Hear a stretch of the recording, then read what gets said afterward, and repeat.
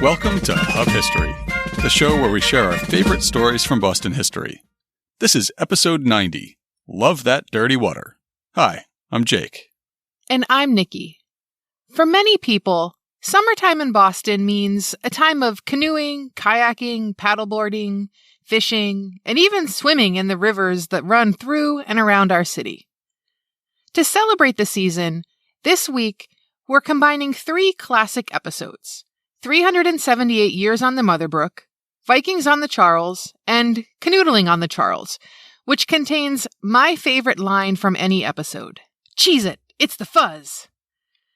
But before we hear these stories of industry, adventure, and romance on the water, it's time to take a look at this week's featured historic site and upcoming event. For our featured historic site, we're highlighting the Waterworks Museum, which interprets a unique story of one of the country's first metropolitan water systems through exhibitions and educational programs on engineering, architecture, social history, and public health. Per the museum's website, in the summer of 1876, the formation of the Boston Water Board signaled a major step forward. The new board replaced the Costituent and Mystic water boards. In its first report, the board noted the importance of a high service station at Chestnut Hill.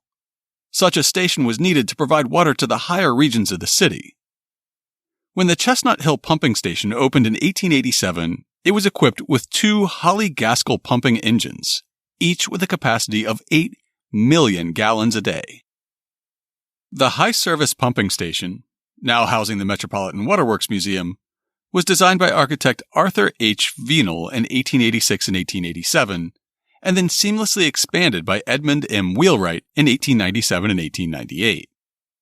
The building was constructed at the height of what is sometimes referred to as Boston's Golden Age, a period of great prosperity that lasted from the Civil War through World War I. The centerpiece of the Waterworks Museum is its collection of giant steam engines. 3 original, coal-powered, steam-driven water pumps are preserved at the museum and are monuments to 19th century technology and innovation. Levitt, Worthington, and Alice stand in the Great Engines Hall and reach more than 3 stories tall.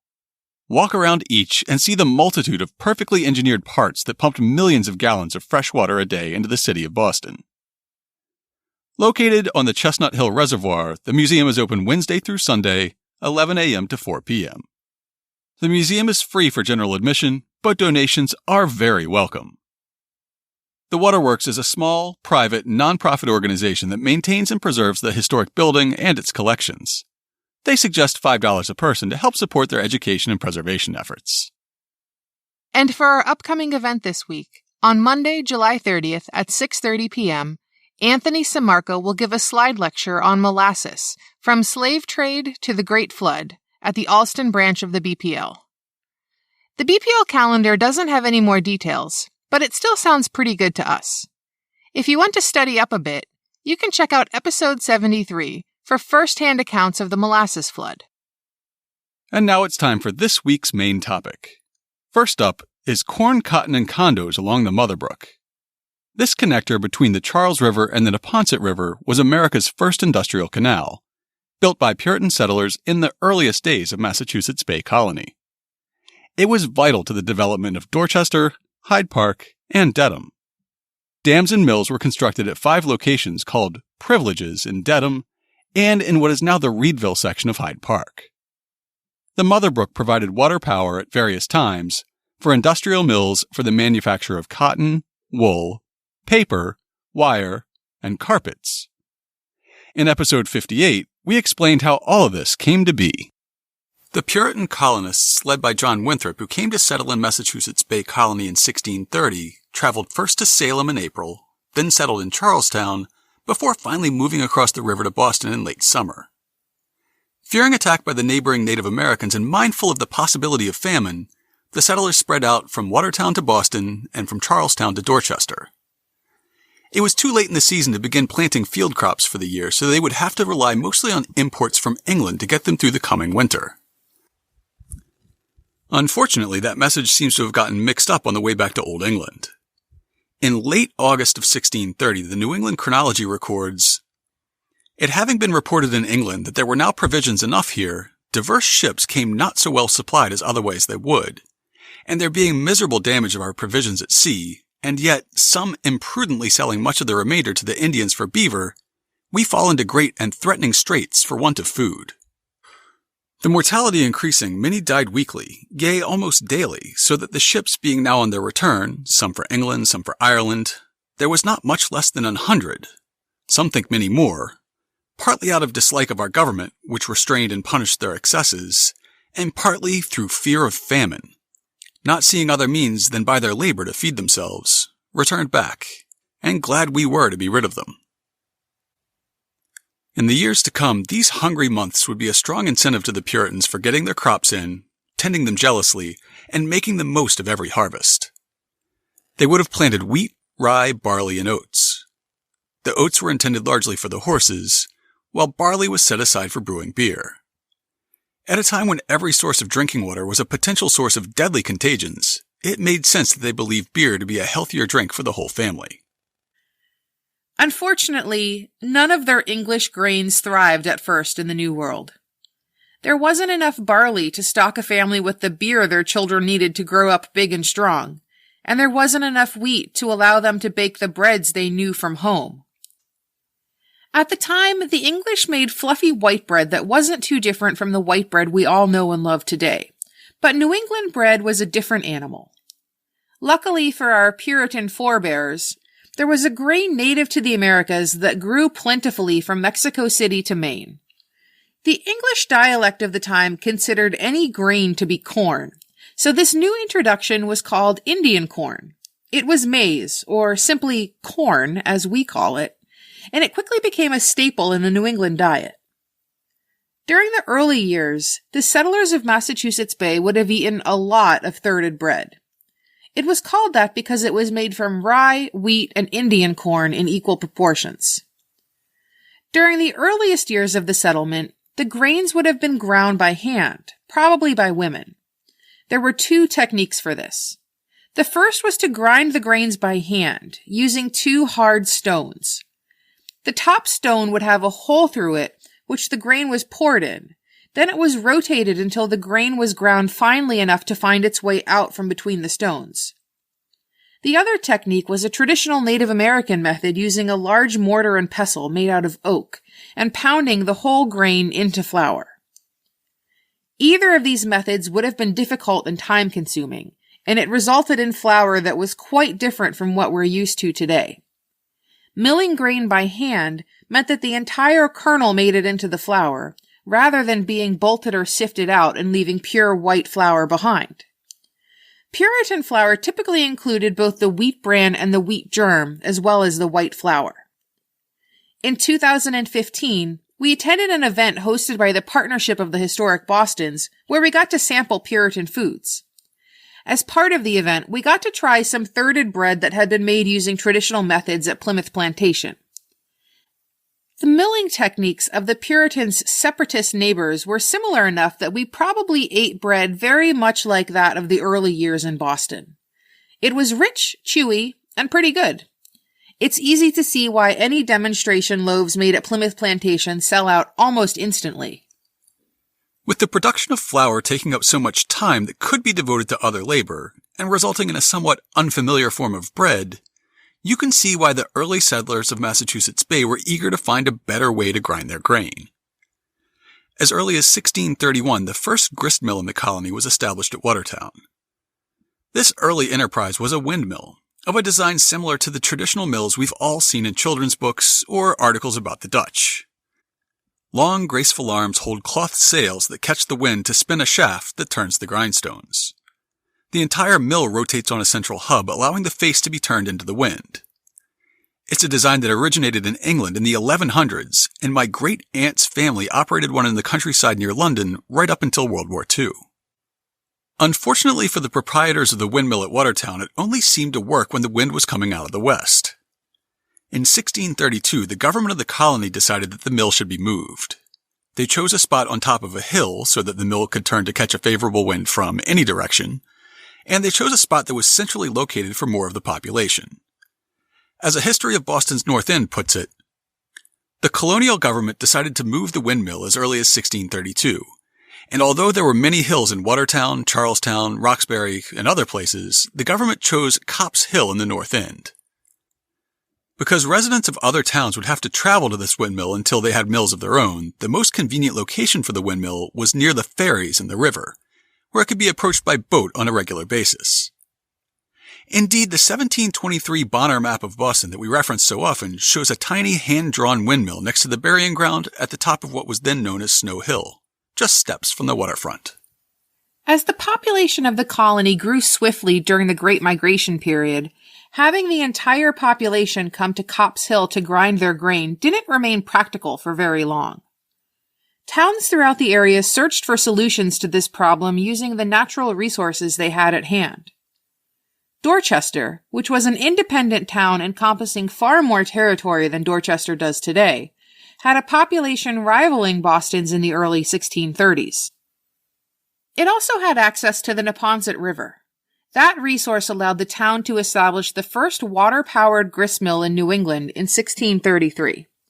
The town records from November 3rd of that year say, "It is generally agreed that Mr. Israel Stoughton shall build a watermill, if he see cause. The said Mr. Stoughton doth promise not to sell away the said mill without the consent of the plantation first had and received." The town of Dorchester would grant Israel Stoughton land and timber to build the mill if he operated it for the benefit of the plantation and charged reasonable rates. The following spring, Stoughton erected a dam across the Neponset at a small waterfall just above the tidal basin. His mill hugged the northern bank of the river, with a water wheel driving the grindstones. 130 years later, this site would be the Baker Chocolate Mill at Dorchester Lower Mills. Today, it's where the Adams Street Bridge crosses the river, frequently congested with traffic coming from Dot Ave and Adams, Washington River, and Morton Streets. In 1634, the mill was on the far outskirts of the settlement, but today's traffic reflects how quickly it became an important crossroads. Adams Street was built to link the mill to the more densely settled northern part of Dorchester, and Washington Street was laid out by 1654 as a cartway between the mill and the settlement at Roxbury. Israel Stoughton's mill was just the first to be sited along the Neponset River, beginning what would become centuries of industrial use. Over 200 years later, the city of Dorchester set out to design an official seal in 1865 near the height of the use of the water wheels to power mills. 3 buildings were chosen to represent the town's early settlement. The first church, representing the Puritan piety of the settlers, a small thatched schoolhouse, representing the importance of the colony's first free school, and Israel Stoughton's mill, representing industry. The Dorchester Historical Society says that the rude mill, with its large wheel, is seen upon the left bank of the Neponset River, the course of which river, from its source to its mouth, lay through the ancient territory of Dorchester. Similar water-powered mills were built at Watertown and Roxbury later in 1634, and in Salem, Ipswich, and Newbury by 1636. Charlestown got a windmill in 1636, and Boston added a second one. However, 2 mills subject to the fickle winds were not enough to keep the growing population of Boston stocked with ground flour. There was also another drawback to windmills, as noted in the town records of Boston in June 1642. The windmill at the north end of the town was struck by lightning, shattering the upper sail in many pieces, and, missing the stones, entered the standard, rived it down in 3 parts to the bottom, and one of the spars. And the main standard being bound about with a great iron hoop fastened with many long spikes, it was plucked off, broken in the middle, and thrown upon the floor. And the boards upon the sides of the mill rived off, the sacks in the mill set on fire, and the miller, being under the mill upon the ground chopping a piece of the board, was struck dead. But company coming in found him to breathe, and within an hour or 2 he began to stir, and strove with such force as 6 men could scarce hold him down. The next day he came to his senses, but knew nothing of what had befallen him, but found himself very sore. His hair on one side of his head and beard was singed, one of his shoes torn off his foot, but his foot not hurt. So you can see why windmills might be falling out of fashion. Boston didn't have access to a river with rapids or waterfalls it could harness to turn a water wheel, but it did need to find a way to provide a safer, more reliable means of grinding the town's grain into flour. On May 31st, 1643, the town granted Henry Simons and a corporation that would be called the Proprietors of the Mill Pond the right to build a tidal mill in Boston. The Massachusetts Historical Commission describes why a tidal mill was a good choice for the young town of Boston. Tidal mills had several advantages over other types of water mills. By using salt water from the harbor, the mill could operate during the winter since the salt water wouldn't freeze like fresh water. The proprietors also didn't have to worry about a drop in water level during times of drought. Finally, with tidal mills, once a tide chart is established, the mill owner would know the precise day and time his mill would be operating. The proprietors got exclusive use of a cove between the town's north and west ends, and the town supported them with timber and labor for building. In her book, Gaining Ground, Nancy Seychelles describes the task at hand. The proprietors built dams from the ends of a natural causeway that already existed across the mouth of the cove in order to close off the cove completely, which then became known as the Mill Pond, and dug a mill creek through the neck between the mill and town coves. Water entered the mill pond at high tide from the Charles River through the floodgates in the causeway, and from the town cove through the mill creek, as it came to be called. An ebb tide water flowed back out of the mill pond, powering tide mills that were near the present bend in Endicott Street and other mills at the mouth of the Mill Creek. The Mill Creek roughly followed the line of today's Rose Kennedy Greenway. One of the original millstones was discovered during the construction of the Big Dig and is now set in the sidewalk outside Boston Public Market. The mills operated from 1644 to 1804. By that time, the mills had fallen into disrepair, and the mill pond was partially filled with refuse and sewage. In 1806, the decision was made to fill in the pond, and it's now the location of the Bullfinch Triangle. After the first few years of famine and hardship, the English population of Massachusetts Bay Colony was growing rapidly. As the pace of settlement increased, new towns began to spring up around Boston. Milton and Braintree in 1634, Concord and Hingham in 1635, and then Dedham in 1636. That summer, about 30 English families traveled up the Charles River above the tidewater at Watertown in canoes. I frequently kayak the Charles through Dedham, so I know exactly what settler Moore Carew means in the conversation he recalled with Miles Courtney along that journey.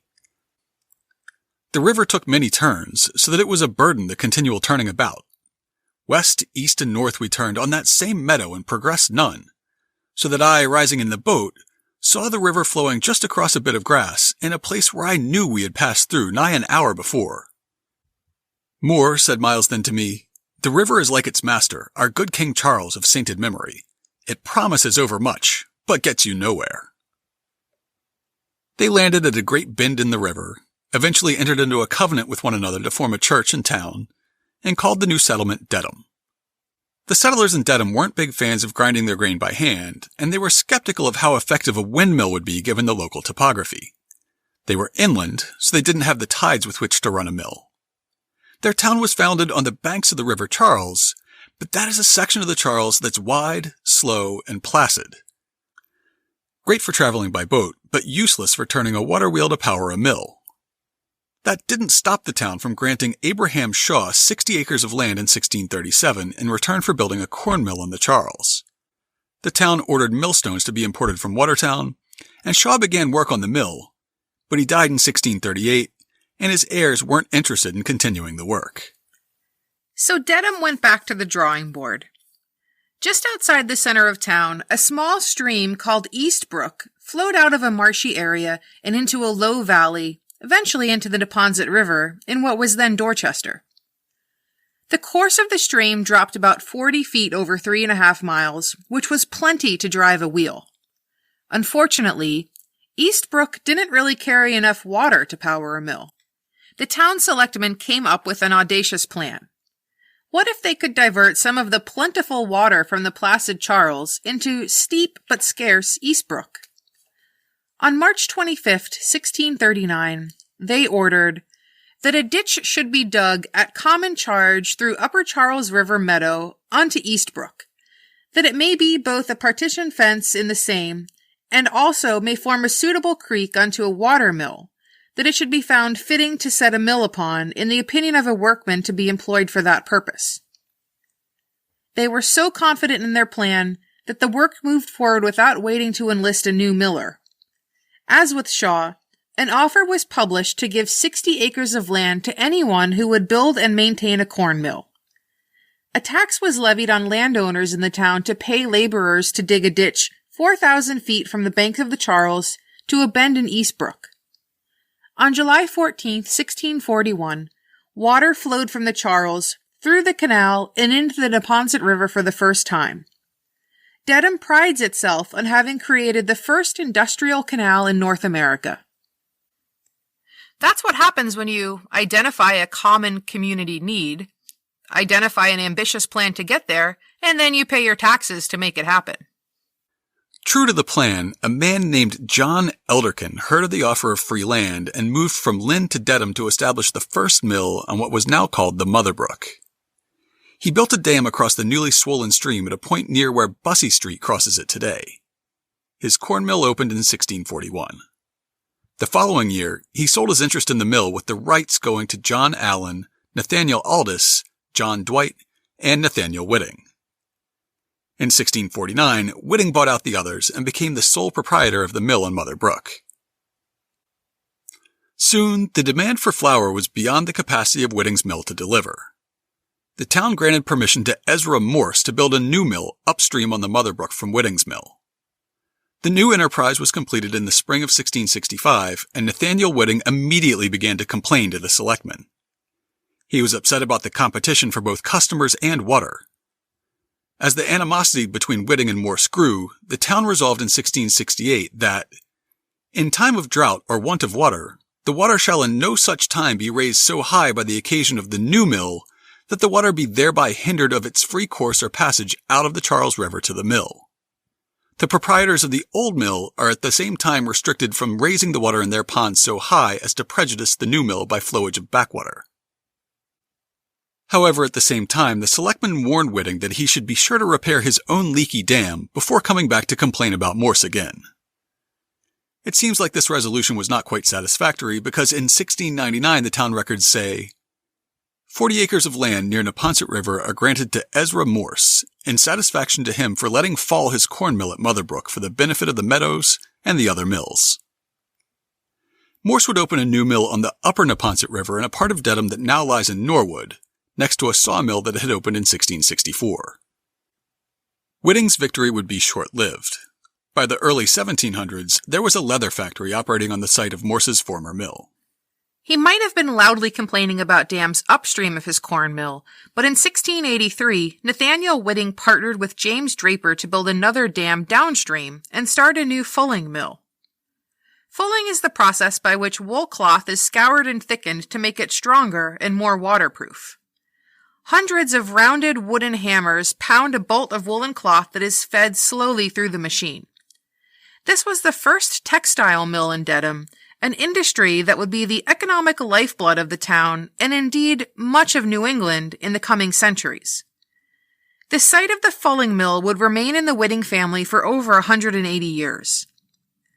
A fourth dam was built just downstream in 1787, where two Whitting descendants began making copper cents. A third Whitting descendant added another factory to the same dam where he manufactured wire. The Norfolk Cotton Manufactory took over Ezra Morse's old dam in 1807, building a large cotton mill. Cotton was still a novelty in New England in 1807, and Worthington's History of Dedham notes that the inhabitants felt a degree of pride in having a cotton factory in their town, and whenever their friends from the interior visited them, the first thing thought of was to mention that there was a new cotton factory in the town, and they must go and see its curious and wonderful machinery. Soon Benjamin Bussey purchased the cotton mill and Whitting's original mill site to expand into. That original dam is, of course, at Bussey Street, probably a coincidence. The copper cent factory at the fourth dam soon converted to cotton manufacture as well. The cotton boom led to the fifth and final dam across the Mother Brook, even further downstream. Built in 1814 under the auspices of the Dedham Manufacturing Company, this is the dam that now stands in Reedville, and it's the dam that we walk our dog Duke across nearly every day. I know it can get kind of confusing, but the 5 dam sites are known as privileges, as in the privilege to build a dam. They're numbered from oldest to newest, so you have the first privilege at Bussey Street, where Nathaniel Whitting owned the first dam. Ezra Morse's second privilege is upstream from that. Then back downstream from the first is the third privilege, which started as a fulling mill. Below that is the fourth, founded by Whitting's descendants, and finally the fifth, where we walk the dog. The textile industry, both cotton and wool, would be the main business of the 5 mill privileges along the Mother Brook well into the 20th century. It was so profitable that it threatened to change the traditional way of life in Dedham. A history of the town published in 1827 laments a coming age in which landowning farmers no longer control the town's politics, instead ceding power to those who live in towns and work in the mills. This is the age in which little compact villages begin to arise in all parts of the country which afford any facilities for manufacturing and mechanical employments. Dedham has 2 places of this kind, the Courthouse Village and the mills on the banks of the Mother Brook. A new population is about to be admitted into the town, which must in time considerably affect its character. In point of interest, they will greatly contribute to the prosperity of it. In moral effect, no evil is yet perceived. The means of subsistence are greatly increased, and a wider field is opened for the various talents of men, and we can now perceive the utility of that policy which encourages the manufacturing establishments of this country by protecting duties. That manufacturing village along the banks of the Mother Brook is now known as Reedville, and it's where your humble hosts live. The Hyde Park Historical Society records how the name evolved over time. The locality now known as Reedville was as early as 1655 called the Low Plain, and after it became a part of Dedham was known for years by the name of Dedham Low Plain. When the school district was there established, it naturally came to be known as Low Plain District. By the mid-19th century, the mills were all important in Dedham Low Plain, and they were looking for a new name. James Reed was one of the principal proprietors of the cotton mill at the 5th Privilege, and he gave his name to the neighborhood that was quickly growing up around the mill. School records fixed the date when the modern name was adopted. October 8, 1847. Voted that the name of Low Plain School District be changed to that of Reedville. The mill at the time was owned by a corporation called the Dedham Manufacturing Company. The historians of Dedham were right to fret about the growing political power of the mill workers, but they misjudged the change that was coming. The workers in Reedville didn't take over Dedham from the existing leaders. Instead, they left the town of Dedham entirely. The residents of Reedville joined together with people in the Fairmont Hill neighborhood in Milton and in a settlement along the Boston and Providence Railroad tracks in Dorchester near the Neponset River. They petitioned the legislature, and on April 22, 1868, the new town of Hyde Park was incorporated. Textiles, water power, and the Mother Brook remained centrally important to the new town of Hyde Park.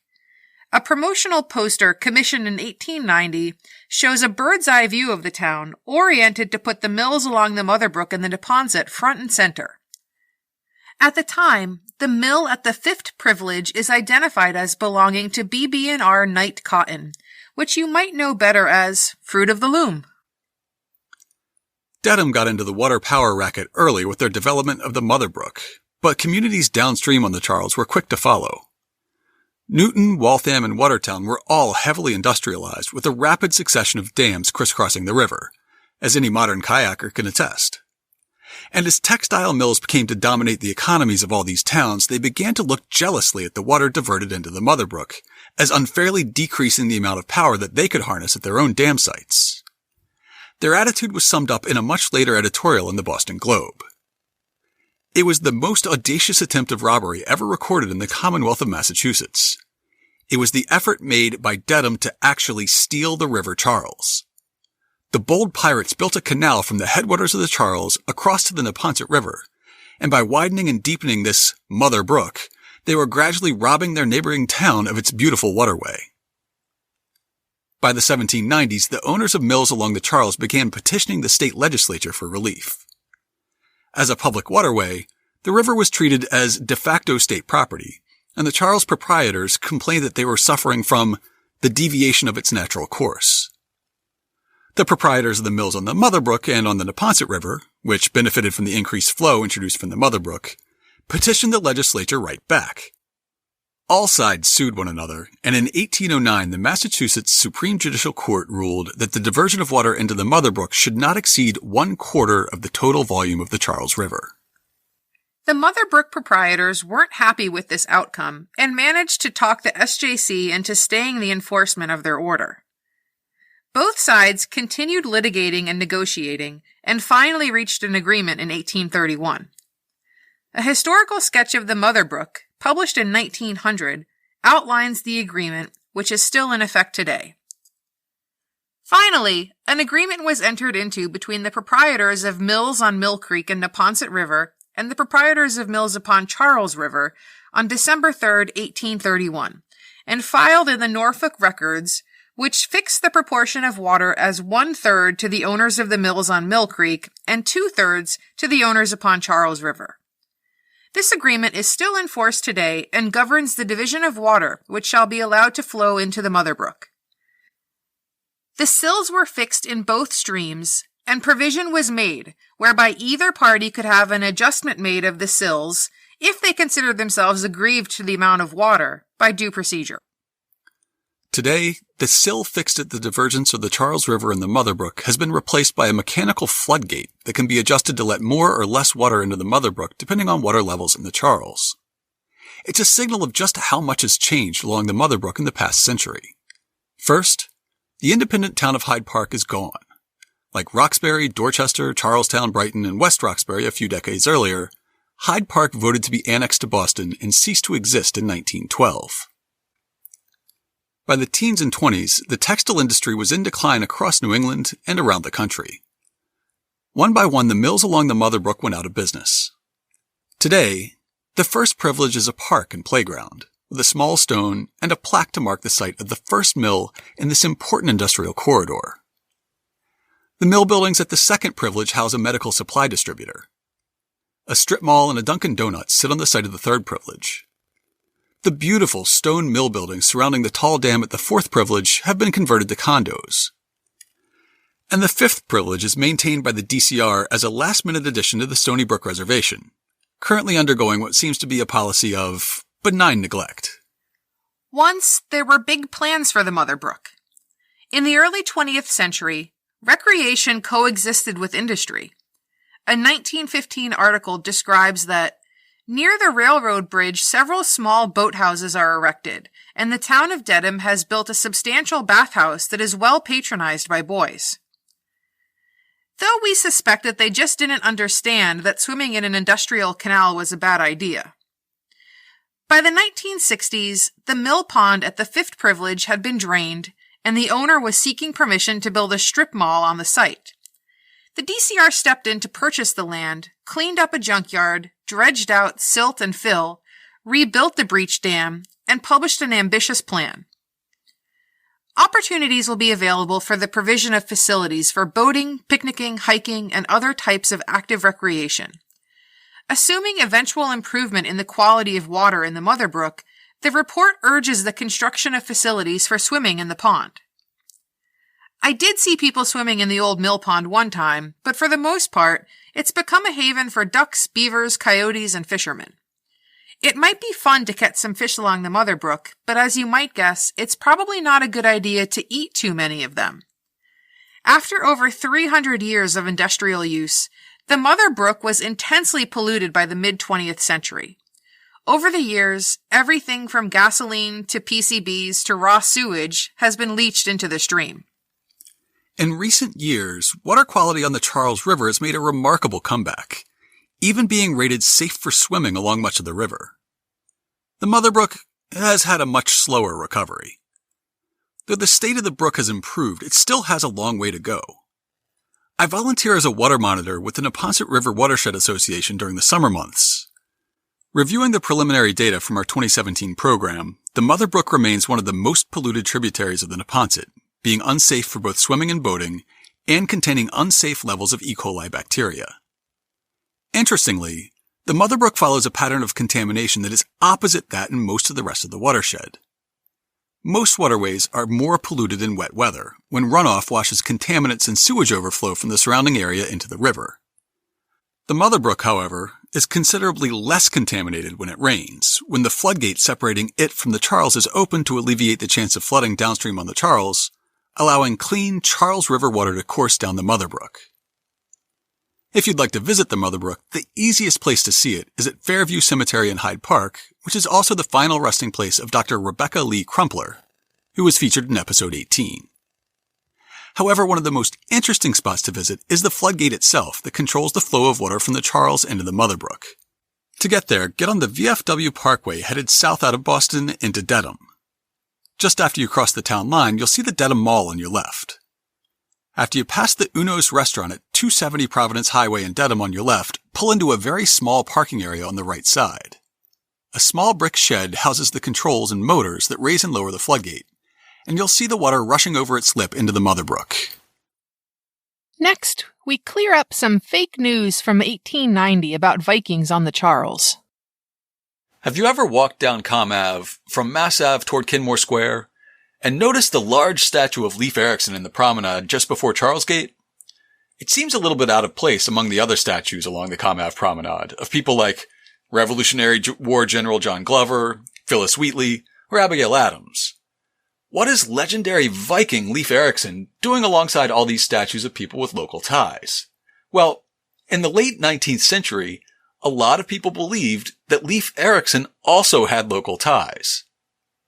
The ancient Viking sagas tell of a settlement called Vinland, a place rich with timber and grapes that expeditions from Iceland and Greenland sailed to under Leif Erikson. In the 1870s, a chemist and Harvard professor named Eben Horsford became convinced that Vinland was not a myth. It was a real place that existed in North America. Horsford was rich, having made his fortune by inventing a double-acting baking powder that made better bread. He used his wealth to indulge his interest in the supposed Viking history of New England. Early European maps of North America from the late 1500s and very early 1600s show a great river in New England, marked on the maps as Norumbega. As he pored over the maps and sagas, Horsford became convinced that the Norumbega of legend was actually the mighty Charles River. His money and influence helped bring an earlier idea for a statue of Leif Erikson to fruition in 1887. And shortly thereafter, he discovered the site of Leif Erikson's house at a point along the banks of the Charles in Cambridge called Jerry's Landing. He installed a stone tablet there marking the spot, which was conveniently just a few blocks from his home on Brattle Street. In 1890, he claimed to have discovered a large Norse city along the banks of the Charles in Newton and Weston, near where Com Ave crosses the river in Auburndale.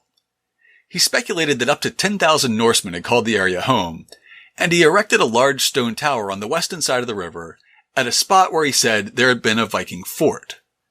The city, he imagined, would have supported itself by exporting fish and valuable oak burls back to Iceland and Greenland.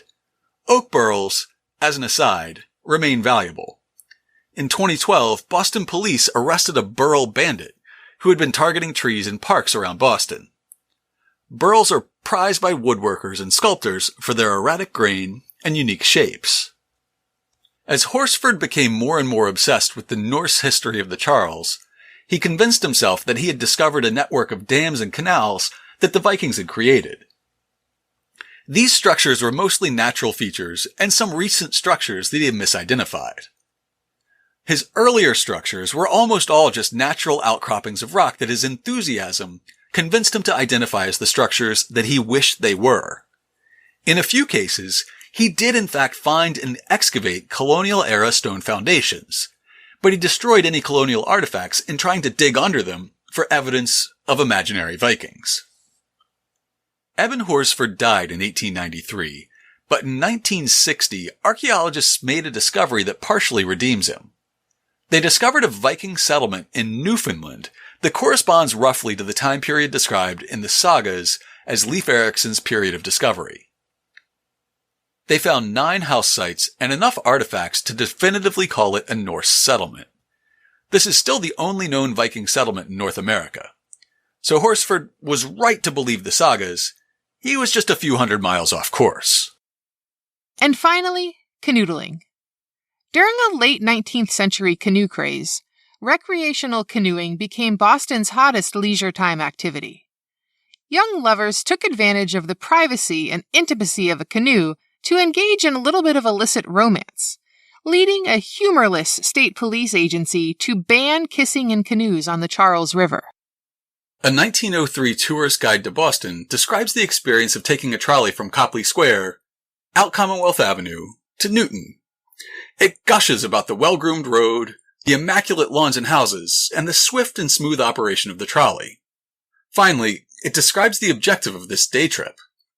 Our terminus is the favorite pleasure ground called Norumbega Park, where the trolley company has provided on the shore of the stream a variety of attractions for many tastes.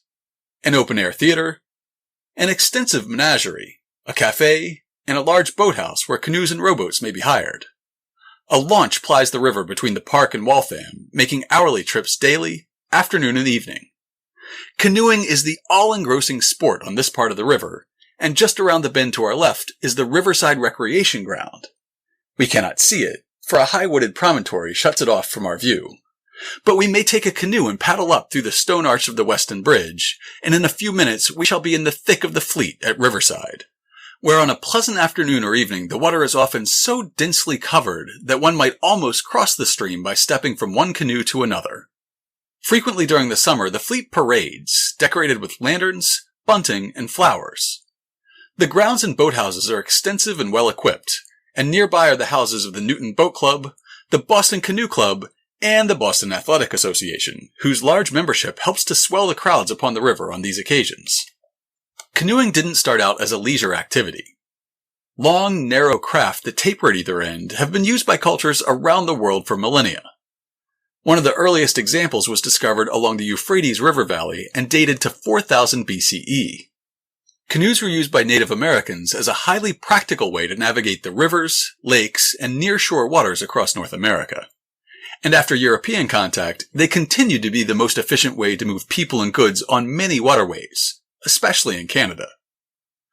The French fur trade became so tightly entwined with the use of canoes that the word voyageur was coined, to refer specifically to the men who made their living through hauling furs by canoe. Recreational canoeing was born in the mid-19th century, and though canoes were mainly identified with North America, the rise in recreational canoeing was a British phenomenon. In 1858, a Scottish author named John MacGregor went on vacation, camping in Canada and in the northern U.S. On this trip, he was introduced to canoes, which his guides used to get him and his gear to remote sites in the wilderness. MacGregor was hooked. After he returned to the UK, he began building his own canoes and paddling them on the rivers and canals around Britain and around Europe. Under the pseudonym Rob Roy, he published the 1866 book 1,000 Miles in the Rob Roy Canoe on the Rivers and Lakes of Europe, and he founded a canoe club later that year. A canoe craze swept Britain in the 1870s, with clubs and competitions springing up around the country. In the following decade, the craze made it back to the United States, where it quickly took root along the Charles River near Boston. The Charles had been an important avenue for boat transportation before and after European contact, and it was dammed for industrial purposes from the beginning of the 1700s. In 1812, a huge dam was built across the Charles at Moody Street in Waltham that dwarfed all the previous efforts. As a Metropolitan Parks Commission report would later explain, it was not until after the river had ceased to be useful as a highway for the conveyance of merchandise and lumber that dams were built in the main stream itself. These dams were originally constructed in accordance with the terms of an Act of the General Court, by which it was sought to encourage manufacturing.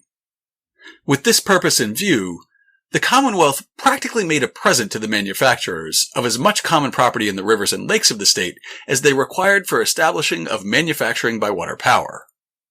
The dam was a boon to the growing number of recreational canoeists a few decades later, who paddled along the section of river that was known as the Lakes District. It formed a 6-mile-long lake that reached from Moody Street in Waltham, upstream through Weston and Newton, almost to Newton Lower Falls. There were many bends, coves, and islands along miles of lakeshore. In the late 19th century, public transportation began to open up the suburbs for recreation, as historic Newton points out. By the end of the century, the streetcars were electrified, and the scale of streetcar transportation became not just local, but metropolitan. Streetcar franchises enjoyed a financial boom. New projects flourished, and in 1895, the Commonwealth Avenue Street Railway extended its service over tracks in the median of the new boulevard through Newton to Walnut Street, and the next year to Auburndale. At the same time, changing patterns of work led to the rise of the weekend, so people had more free time to spend exploring the countryside. Some of them were spending that time on dates. Prior to this time, courtship mainly consisted of a young gentleman calling on a young lady in her home at her invitation. During this period, courtship patterns shifted and gave rise to the modern concept of a date, in which a man and a woman would engage in an activity together outside the home and unchaperoned. As Boston grew rapidly and the suburbs urbanized, the state began to buy land for parks along the Charles River. In 1893, a new agency was formed to buy and protect open space, known as the Metropolitan Parks Commission. Within a few years, they controlled vast tracts of land in and around Boston, from the Middlesex Fells to the Blue Hills. In a report about Boston parks prepared for the 1900 Paris Exposition, the Commission outlines how it's protecting the banks of the Charles. Along the Charles River, takings were recommended from Boston to Newton Lower Falls, including territory upon both banks, forming nearly a continuous ribbon. Acquisitions have been made which include all those recommendations and which have reserved sufficient additional territory to extend the realm of public ownership nearly to Dedham. Over 560 acres are included in these lands, exclusive of banks restricted but not taken. Dating culture, the rise of the weekend, new suburban parks, and access to public transportation all collided at the end of the 19th century and turn of the 20th century to make the Lakes District along the Charles River one of the most popular weekend destinations. The canoe craze hit its peak right around the turn of the 20th century. A 1902 Metropolitan Parks Commission report said, "The use of the upper river for boating continues to increase. There are at least 3,000 canoes in regular use in this section of the river during the season."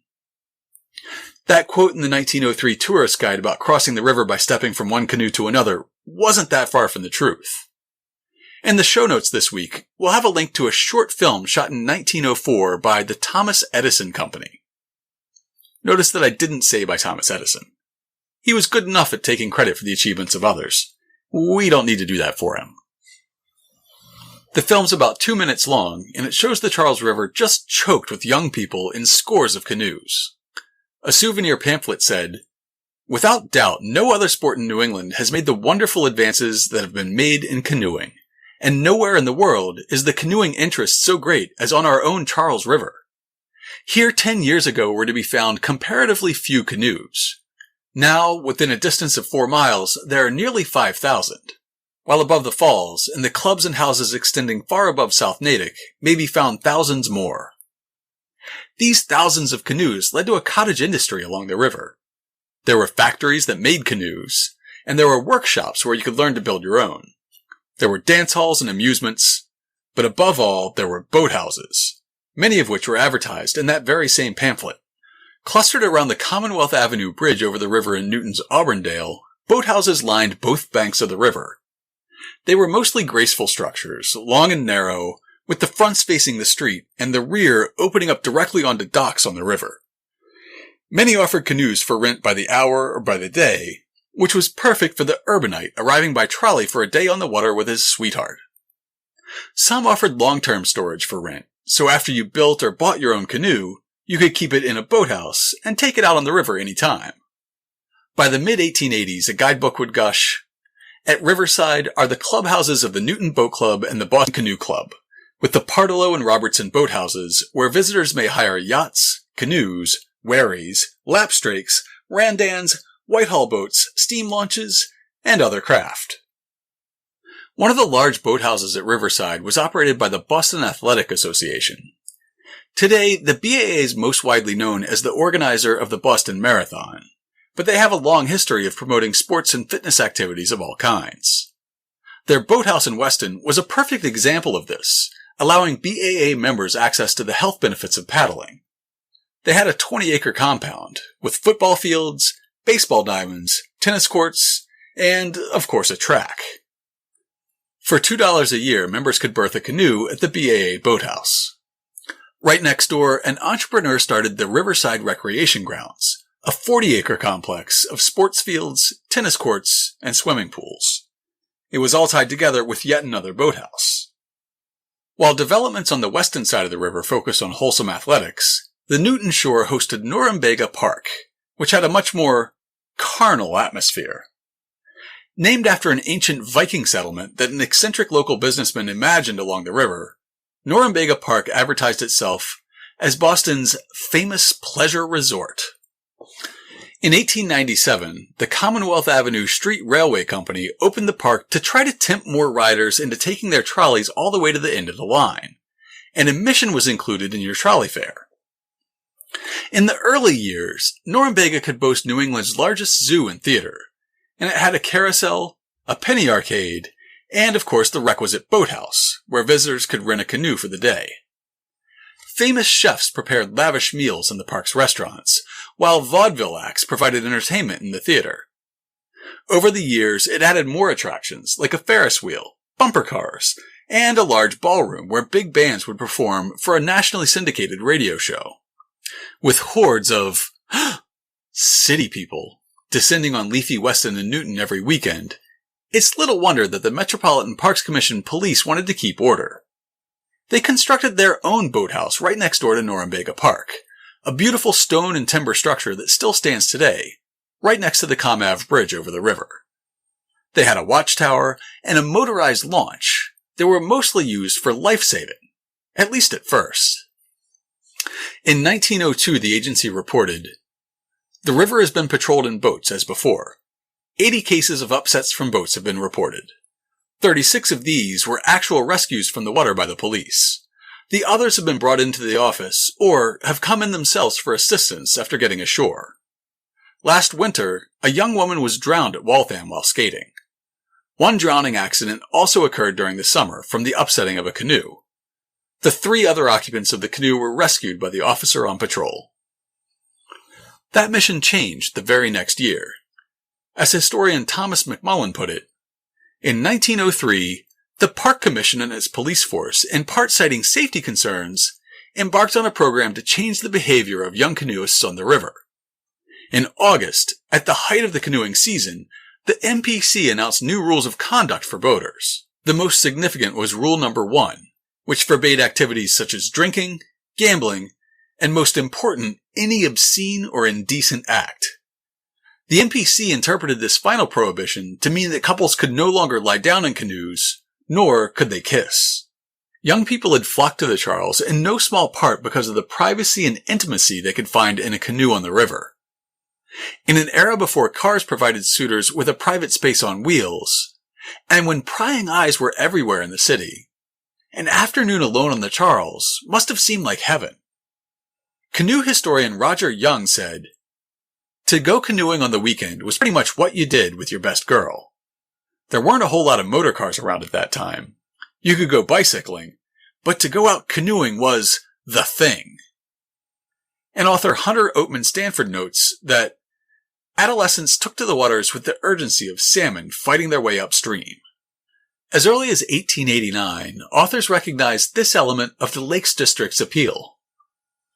Here, the river is narrow and still, flowing between high grassy banks embroidered with sweetbriar and daisies, and among cool and shadowy thickets and groves, where the young people in their pretty boats enjoy the charms of solitude à deux.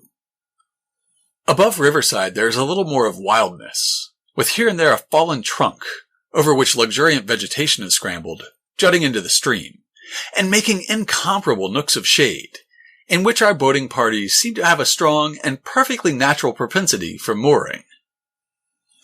When the MPC police began enforcing the new rules on August 15, 1903, there was public outcry and a sense of ridicule from around the country. As the first arrests were announced, National Wire Services picked up the story. A Reading, Pennsylvania paper ran this story on August 19th. "Young couple arrested for violating rule of Boston's Park Commission. Love-making has been prohibited on the Charles River by the Metropolitan Park Commission, and hereafter the fellow who takes his best girl on a canoeing trip must keep a watchful eye out for the police. About 4,000 canoe owners between Waltham and Dedham are interested. One couple has been arrested. They are Miss Flora Smith of New York and Matthew A. Peterson of Dorchester. They were arrested near the Weston Bridge late Saturday afternoon. Superintendent Haberley of the Charles River Reservation and Patrolman Coombs of the Metropolitan Police Force were looking for violations of the law when they saw the young man and the girl kissing in a canoe. This, they maintain, is a violation of Rule Number 1 of the Park Commission, which says that no improper actions shall be carried on. Peterson's lawyer says that perhaps he did kiss the young woman, and if he did, it is no crime. Canoe owners are indignant about the new rule, and petitions are being circulated which will eventually reach Governor Bates. Superintendent Haberley says that all he desires is to keep the disorderly element from the river. MacMullen again describes how the canoe kids united in acts of protest against the new rules. The response to the arrest was swift and sure. Signing a petition addressed to the owners of area boathouses, over 350 canoeists threatened to remove their canoes if the owners didn't pressure the Park Commission to change its policy. The number of canoeists on the river dropped precipitously, particularly among young women. Those canoeists who did venture onto the Charles refused to sit up straight. The Boston Daily Globe reported that young women seemed particularly bold in taunting the plainclothes police to take action against them. Canoeists massed at the park police station and hurled taunts at those inside. On the weekend of August 21st to 23rd, more significant protests were mounted. On Friday night, all up and down the river, couples continued to lie down in their canoes and singled other canoeists with the call, "Cheese it! Here's the cop!" Joining in the protest, young boys shot beans at the police boats from a railroad bridge. On Saturday night, a band concert was held at one of the boathouses. Scores of couples attended, defiantly lying under blankets in their canoes. When the police launch approached the area, it was met with jeers, hisses, and pounding on the canoes. The band struck up the tune, "Please Go Away and Let Me Sleep." The next day the protesters took more direct action. Canoeists, both men and women, massed below Superintendent Haberley's office, which overlooked the river. They sprawled out and disregarded the MPC rules, and set up phonographs outside the superintendent's office playing, as the Post put it, jesting songs into his ear. Up and down the river, canoeing couples baited the police, playing love songs, throwing kisses at the officers, and disobeying the sit-up rule. It may sound like a 60s love-in, but keep in mind that this all happened in 1903.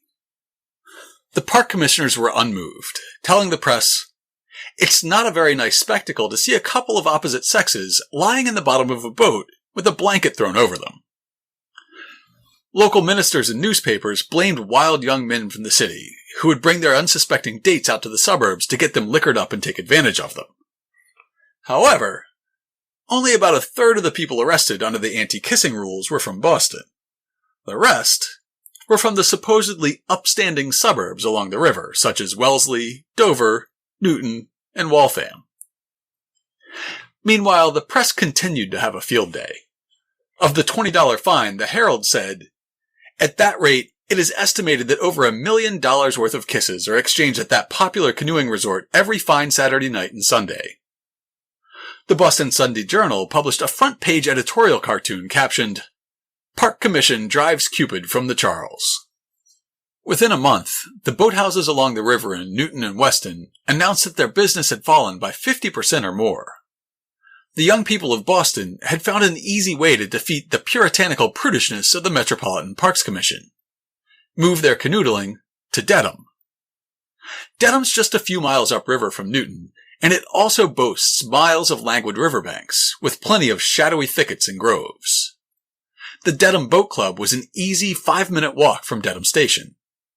Best of all, the Metropolitan Parks Commission police had no jurisdiction along the Charles and Dedham, as the banks were not parkland. 2 years later, a large ballroom called Mosley's on the Charles opened up in Dedham, and more boathouses would follow. Soon, the Riverdale section of Dedham was the center of gravity for Boston's canoe craze. There were canoe liveries, carousels, and a steam-powered organ called a calliope. hundreds of people would gather on the banks to watch races between local canoe clubs. In the meantime, boathouse owners at Riverside and Newton complained that the MPC had killed the sport of canoeing. In the end, the automobile killed the pastime of canoeing, at least as it was known at the turn of the last century. If young people flocked to canoes in order to enjoy some privacy and intimacy, imagine how they felt about the Ford Model T, which was basically a bedroom on wheels.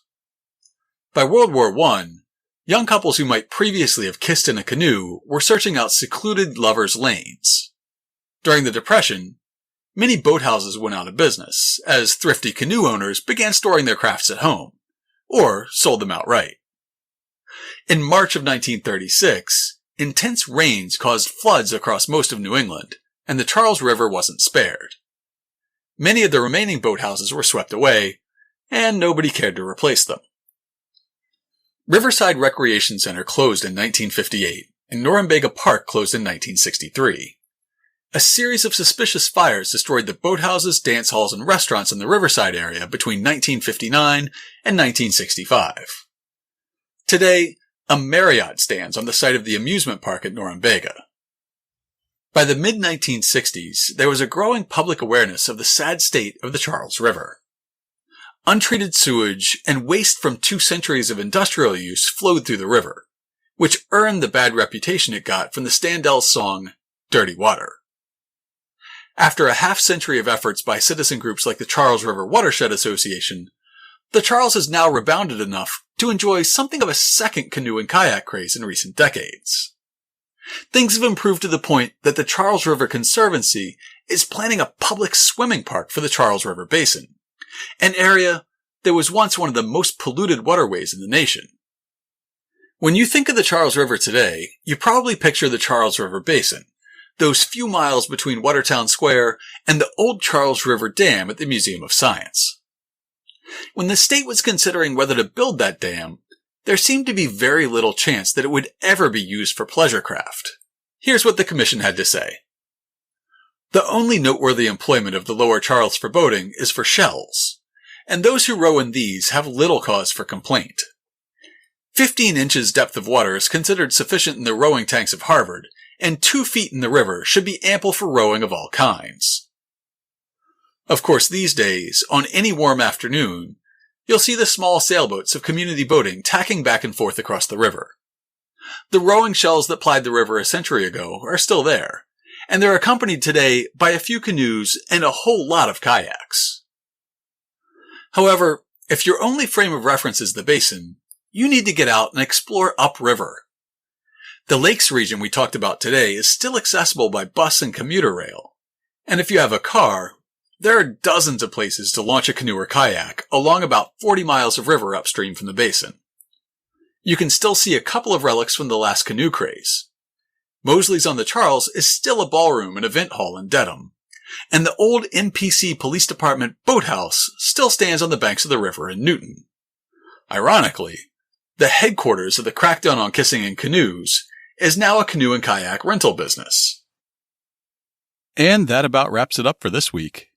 To learn more about the Mother Brook, the lack of Vikings on the Charles, and canoodling, check out this week's show notes at hubhistory.com/090. We'll have notes about each of the stories we covered this week with original sources, pictures, maps, and more. And of course, we'll have links to information about this week's featured historic site and upcoming event. If you want to get in touch with us, you can email us at podcast@hubhistory.com. We're Hub History on Twitter, Facebook, and Instagram. Or you can go to hubhistory.com and click on the Contact Us link. While you're on the site, hit the subscribe link and be sure that you never miss an episode. If you subscribe on Apple Podcasts, please think about writing us a brief review. It's still the best way to help others discover the show. That's all for now. We'll be back next time to discuss Boston's Pickwick disaster, which was blamed on the Charleston, the Dance of Death.